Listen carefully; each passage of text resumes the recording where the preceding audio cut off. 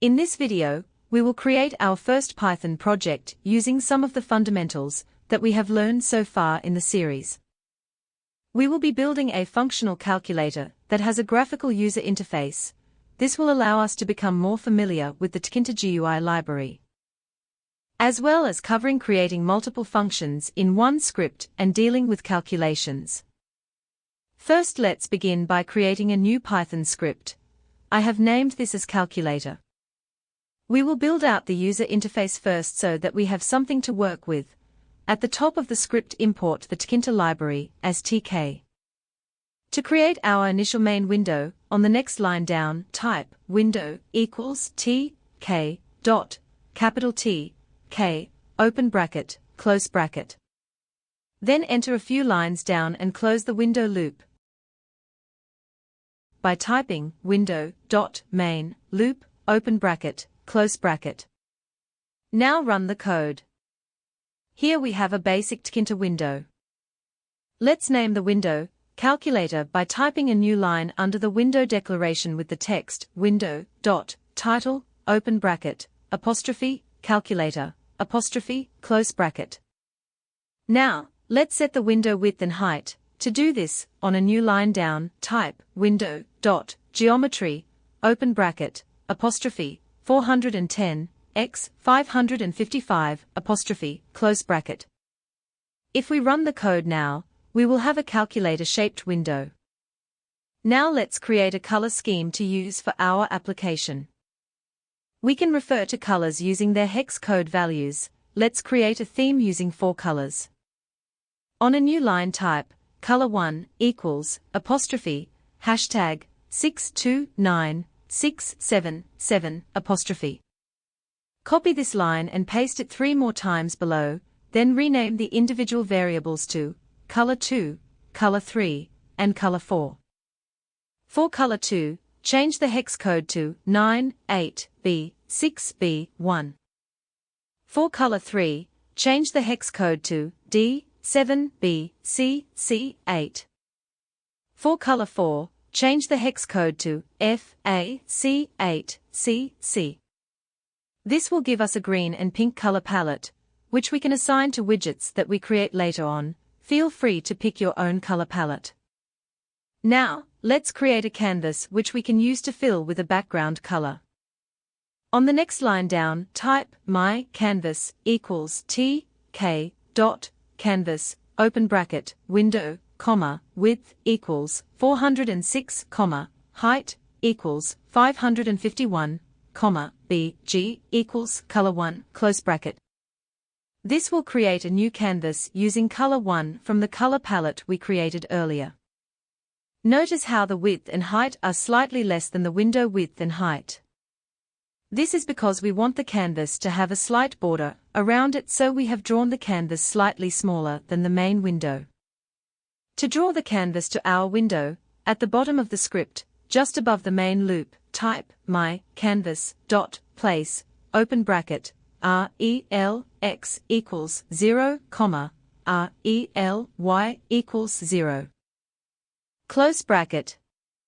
This places the canvas at the relative position 0, 0, in our main window, in other words, in the top left of the window. If we now run the code, you will see we have a green background.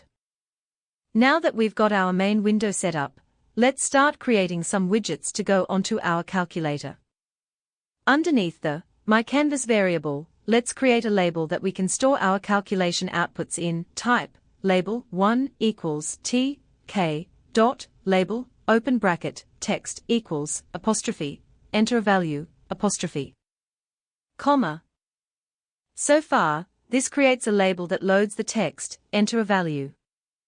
Now let's format the label a bit. Type background equals color4 comma. This sets the background color to color4, which we defined in our palette earlier. Then type font equals open bracket apostrophe Arial apostrophe comma 15 close bracket comma. This sets the font size and style.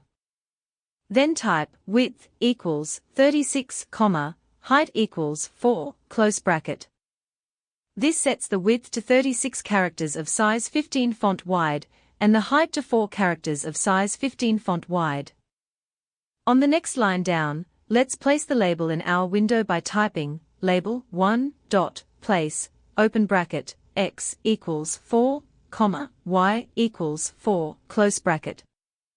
This sets the placement at 4 pixels from the left and 4 from the top in our window. If we now run the code, you will see that we have a new label created. Now that we've made our calculator screen, let's start by creating some pressable buttons. Enter a few lines down and type button 1 equals t k dot button open bracket window comma text equals apostrophe plus symbol apostrophe comma. This creates a button with the text of plus, which will be our addition button. Now type width equals 8, height equals 3, This sets the width and height of our button. Let's now set the font style and size by typing font equals open bracket apostrophe Arial apostrophe 15 close bracket comma. For the color of our button, we want to use color 2 from our palette, and we don't want the button to be raised, so the style of the button needs to be flat. To do this, type BG equals color 2, relief equals apostrophe flat apostrophe comma.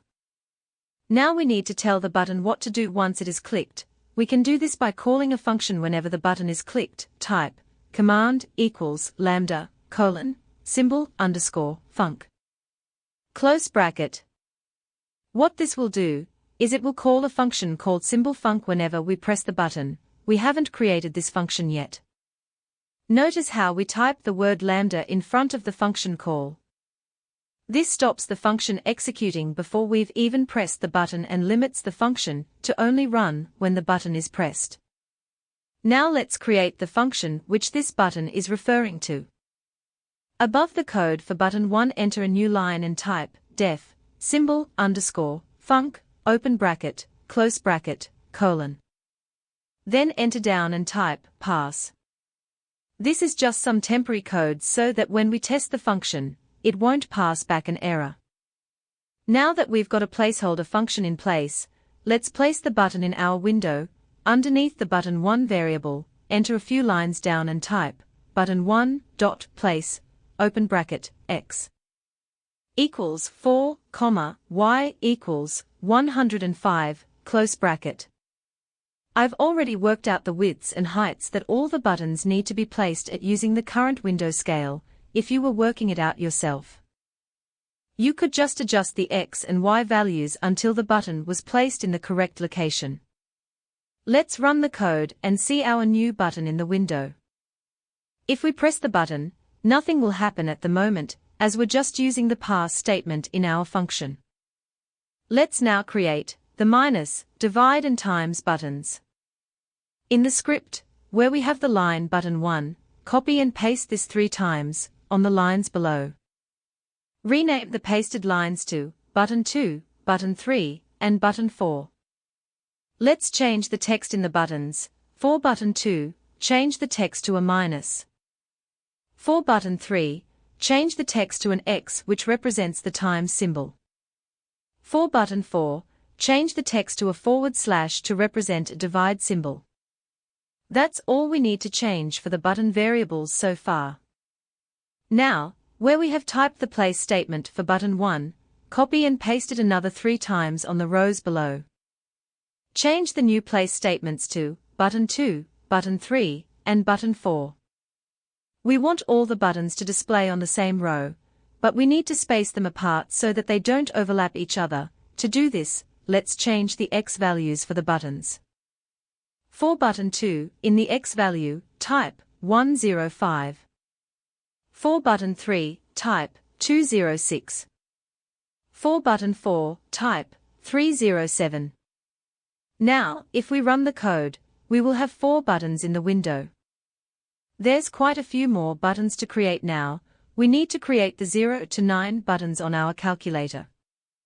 Copy the code for button 1 and underneath the place statements, paste it.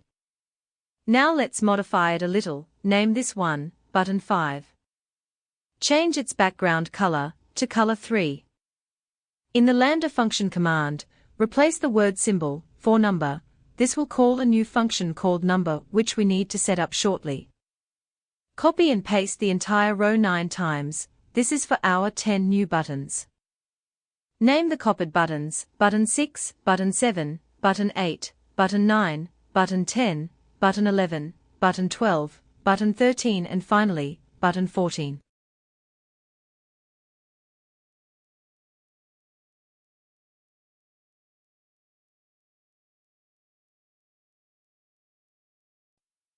In the text, starting with button 1 and working our way down, type 7, 8, 9, 4, 5, 6, 1, 2, 3, 0. Now let's create a function for these numbers with some placeholder code. Underneath the symbol function, create a new function by typing def number underscore func open bracket close bracket colon. Then enter a new line down and type pass. Like we did for buttons 1 to 4, we need to place buttons 5 to 14 on the window. To do this, first copy the place statement for button 1 and paste underneath the buttons 4 to 14 code. Do this 10 times, for all of the 10 new buttons. Rename the new pasted place buttons, starting from the top to button 5, button 6, button 7, button 8, button 9, button 10, button 11, button 12, button 13 and button 14. We will need to adjust the X and Y values so that they don't overlap each other. So from the top, for button 5 the X value should be 4, and Y should be 195. For button 6, X equals 105, Y equals 195. Button 7, X equals 206, Y equals 195. Button 8, X equals 4, Y equals 285. Button 9, X equals 105, Y equals 285. Button 10, X equals 206, Y equals 285. Button 11, X equals 4, Y equals 375. Button 12, X equals 206, Y equals 375. Button 13, X equals 105, Y equals 375.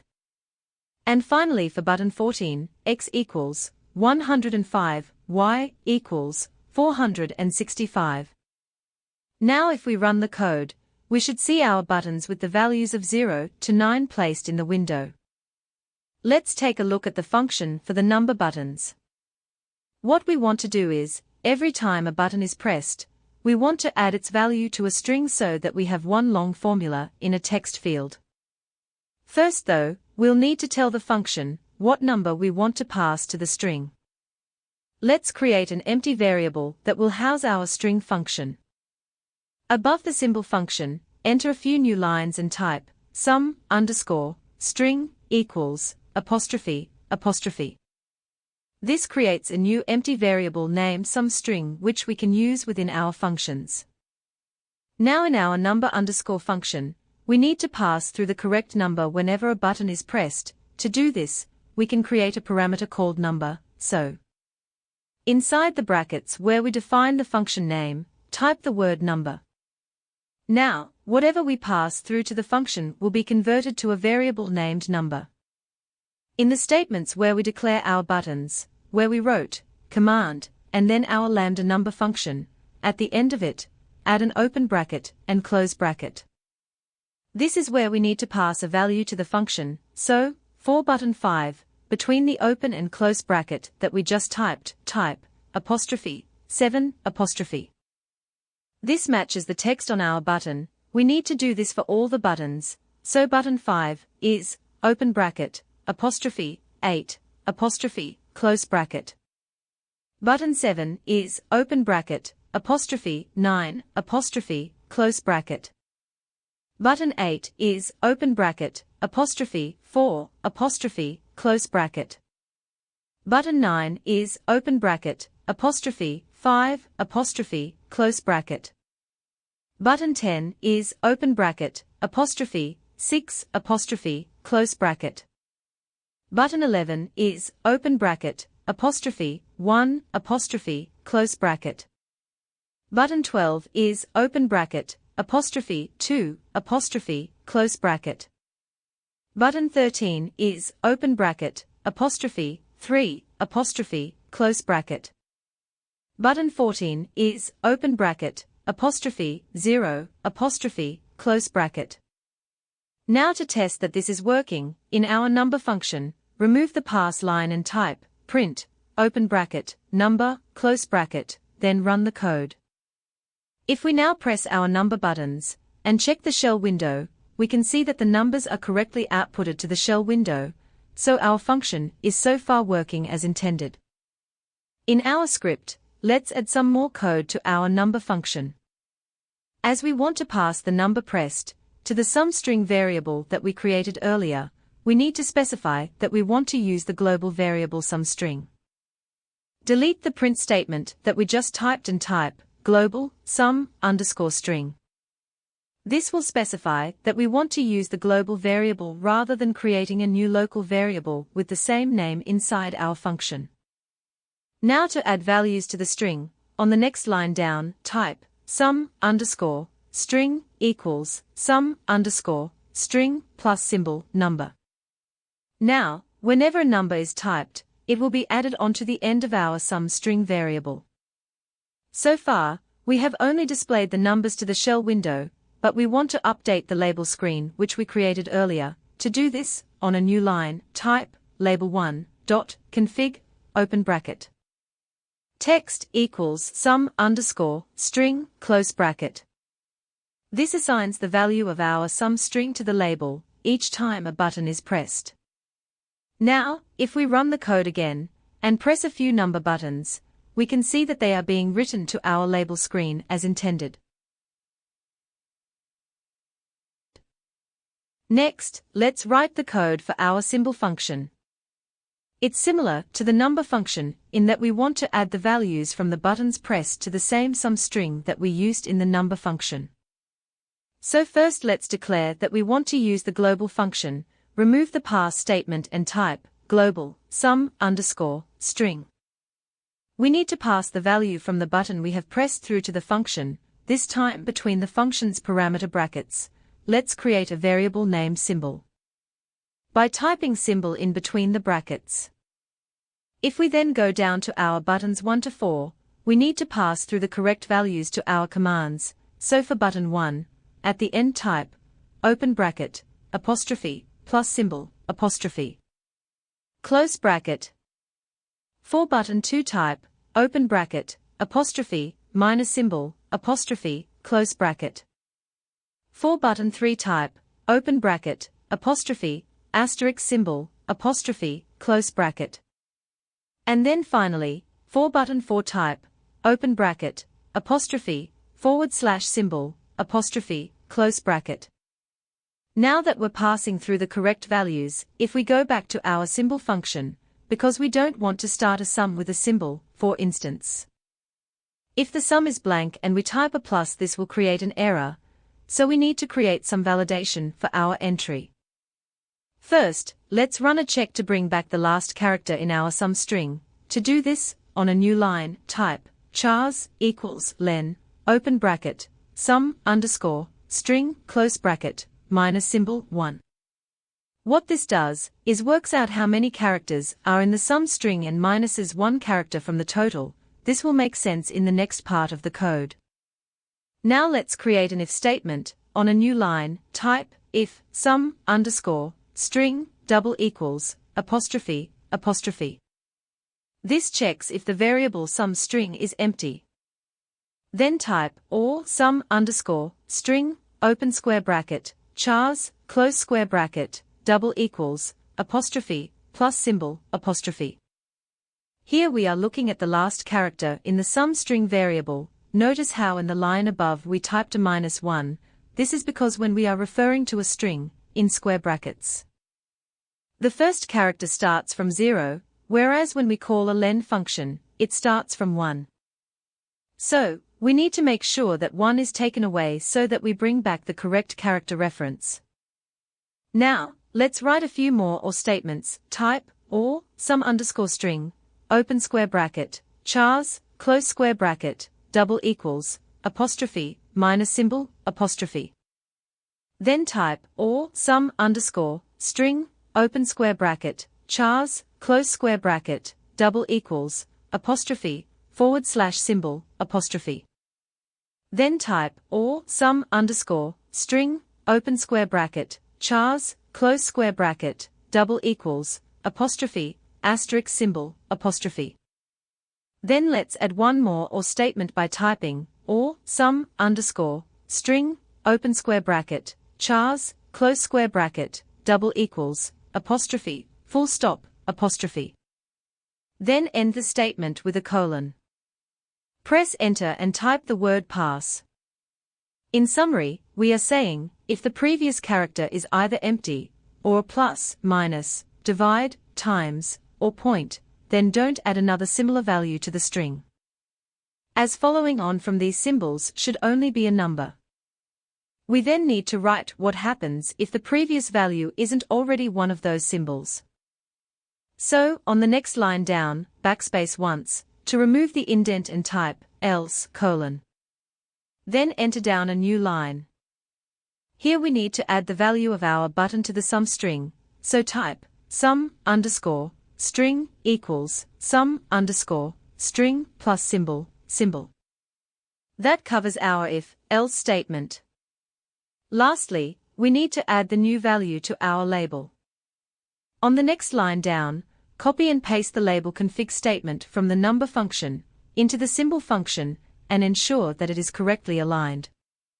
We can now run the code. Here we can see, it will only let us add a symbol after a number has been entered, and it only lets us add one symbol at a time. This prevents an error in the formula entered.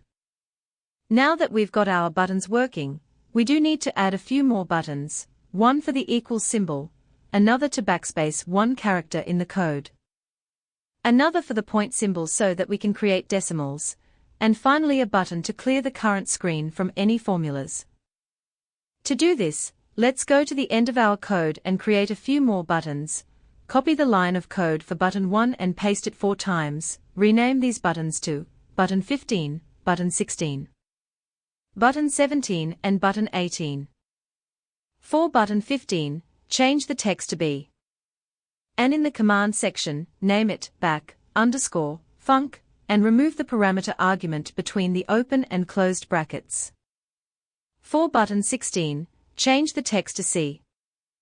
And in the command section, name it clear, underscore, func, and remove the parameter argument between the open and closed brackets. For button 17, change the text to a full stop. And in the command section, leave the name the same as it already is, symbol, underscore, func, and change the parameter argument between the open and closed brackets to apostrophe, full stop, apostrophe. For button 18, change the text to an equals symbol. And in the command section, name it equals, underscore, func, and remove the parameter argument between the open and closed brackets. Let's create 4 place statements for these buttons. Copy button 1's place statement, and paste it 4 times under the newly created buttons.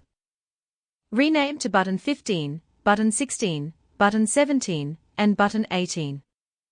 We now need to change the X and Y values for the placement of the buttons.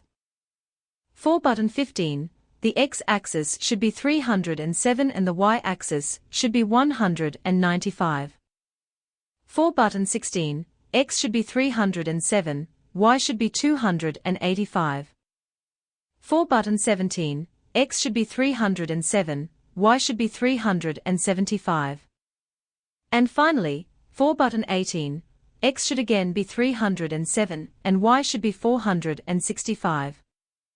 Scroll up to the function section, and let's create a few more functions for the buttons we just created. Firstly type def equals underscore func open bracket close bracket colon. Then press enter and type pass. This is just some temporary code. Copy and paste this function twice underneath the current function. Rename the two pasted versions as clear_func and as back_func.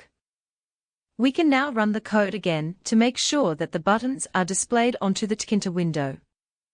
When we press the buttons, nothing should happen yet due to the pass statement, other than the point button, which will work if we press a number button first. Back in the script, let's finish up our functions. First, let's write code for the equals function. As with our previous functions, we need to include the global sum_string variable, so type global sum_string to include it in the function. We can remove the pass statement now. Now, when we press equals, there could be an occasion when a sum can't be computed and it brings back an error. To handle any errors, we need to put our calculation statement inside of a try statement. The try statement will try to execute the code. If it brings back an error, we can handle how we want that error to be displayed. So, under our global declaration, type try: then press enter. This is where we will type the main calculation statement, type sum_string equals str open bracket eval open bracket sum_string close bracket. What this does is it takes our sum string and uses a function named eval to pass the string through to Python so that it can be interpreted as a sum. The eval function is quite powerful and should only be used when you can limit a user's input. What it does is take any given string and allows Python to execute the code contained within the string. This means, if we had keywords or phrases in the string, Python could execute those statements. In our case, we aren't passing through words and there is no interface for the user to type letters, so they won't be able to type out code to execute using the eval method. We have limited the input to numbers and symbols by defining our buttons, so no malicious code can be executed through the use of the eval function. Only math equations can be executed, which is fine for the purpose of our calculator. Now, let's handle what happens if there is an error. Enter down to the next line and remove any indents, then type except : then enter down to the next line and type sum_string equals apostrophe syntax error exclamation mark apostrophe. This means, whenever there is an error, a message of syntax error will be allocated to the variable sum string. Now, whether there is an error or the calculation computes, we need this displayed on the calculator screen, so in order to do this, enter down a new line and remove indents, and type, finally, : then press enter, and type, label1.config, open bracket, text, equals, sum_string, close bracket. This means that after the try and except statements, the value of sum string will be shown in the text of label 1. Now if we run the code, and press the buttons 1 + 1, then press equals, we can see that the formula is correctly calculated and displayed to the screen. If we restart the code, and press equals without pressing any buttons, we will get the value of syntax error returned to us. So, the code is working as intended. Now let's create the code for our clear function. Remove the pass statement and type global sum_string to include the global variable in the function. Then enter down a new line and type sum_string equals apostrophe. What this does is it clears any value that was in the sum string and sets it as a blank value.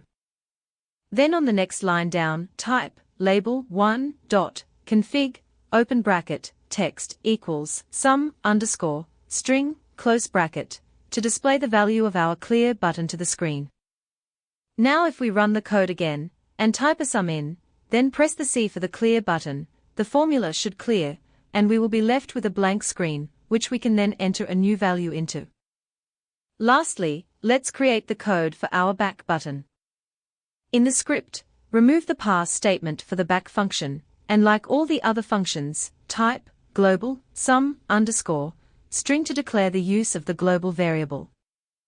Now, when we use the back button, if the value is a syntax error, or if the value is blank, or if the value is the starting screen which says enter a value, we don't want the button to do anything. So, we need to write an if statement that does just that. Enter down a new line and type if sum underscore string double equals apostrophe syntax error exclamation mark apostrophe. Then type or sum underscore string double equals apostrophe apostrophe. Then type or sum underscore string double equals apostrophe enter a value apostrophe. Then finish with a colon. Then press enter and type pass. This means nothing will happen if those set of circumstances exist in the calculator display screen. Now enter a new line down and backspace to remove the indent. What we want to do now is remove one character from the current string. To do this, type sum underscore string equals sum underscore string open square bracket colon minus symbol 1. Close square bracket. This will remove the last character from the sum string. Then to display this to the calculator label, type label 1 dot config open bracket text equals sum underscore string close bracket. Now if we run the code and press a few number buttons and then press the B for back button, we will see that one character is removed at a time. If the window is clear, the back button won't return an error, as we defined this in our if statement. We have now made a working calculator and explored writing our first project using Tkinter to make an application. The calculator isn't perfect and can be improved in a number of ways, but it's a great starting project that gets you used to working with numbers, Tkinter and multiple buttons. Stay tuned for more projects to come.